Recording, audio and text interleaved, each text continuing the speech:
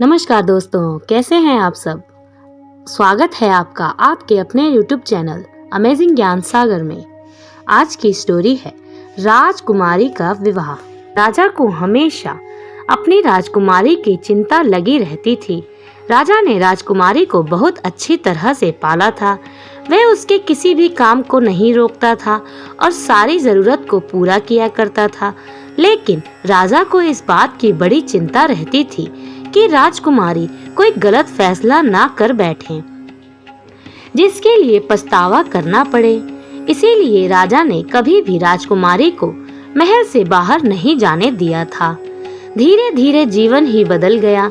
राजकुमारी की चिंता राजा को इसलिए रहती क्योंकि बहुत साल इंतजार करने के बाद राजा को लड़की हुई।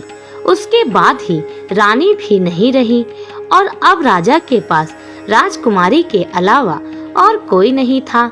जब राजकुमारी विवाह योग्य हुई तो राजा को बड़ी चिंता हुई क्योंकि राजा उसे किसी के साथ ऐसे ही विवाह नहीं करने वाला था।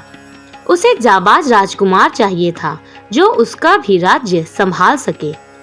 इस विषय पर बात करने के लिए राजा ने अपने मंत्री को बुलाया और कहा कि राज्य में ऐलान करवा दिया जाए कि जो भी राजकुमारी से विवाह करना चाहता है उसे एक परीक्षा देनी होगी, तभी उसका विवाह राजकुमारी से होगा।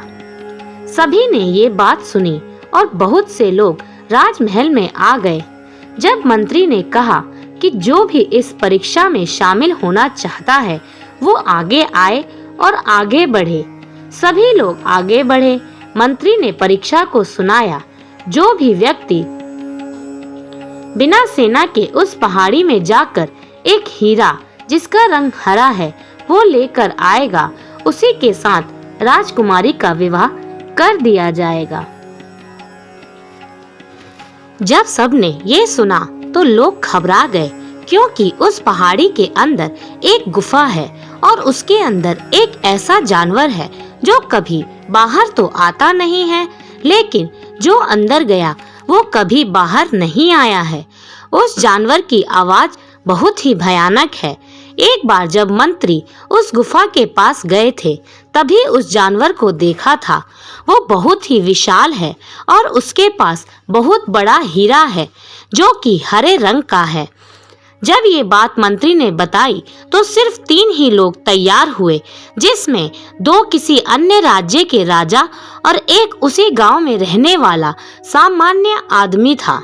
राजा ने 2 दिन का वक्त दिया और 2 दिन बाद राजा ने तीनों को अपने राज्य में बुलाया और कहा कि जिसे भी हीरा मिलेगा वो हीरे के साथ 2 दिन बाद आ जाएगा। तीनों अपने अपने रास्ते पर निकल पड़े। रास्ता जंगल से होकर गुजरता था।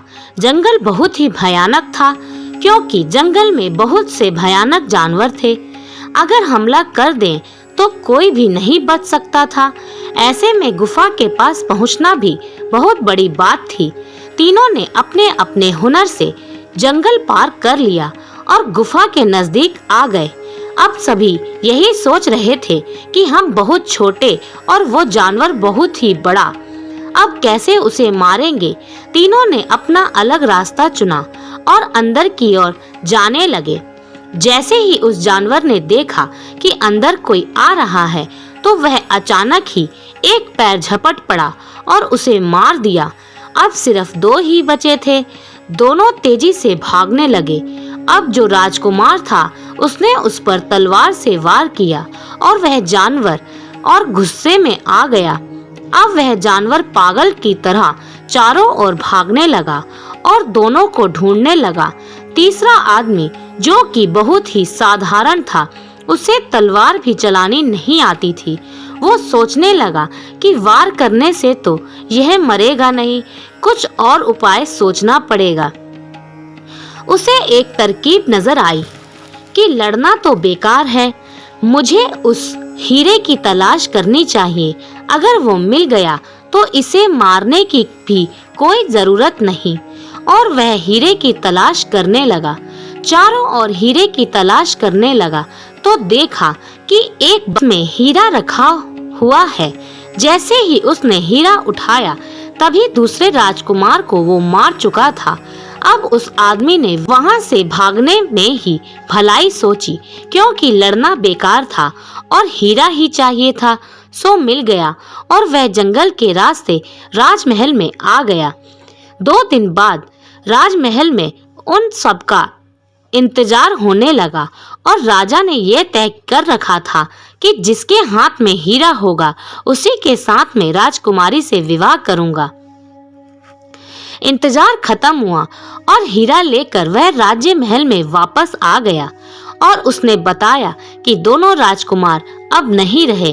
उस जानवर ने दोनों को मार दिया और मैं ही बड़ी मुश्किल से वापस आया हूँ। राजा ने उसे अपनी संपत्ति दे दी और राजकुमारी से विवाह कर दिया।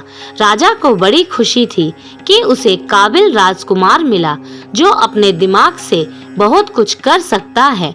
भले ही वह राजा नहीं है, फिर भी वह काबिल इंसान है। धन्यवाद दोस्तों, ये स्टोरी आपको कैसी लगी कमेंट्स करके जरूर बताइएगा।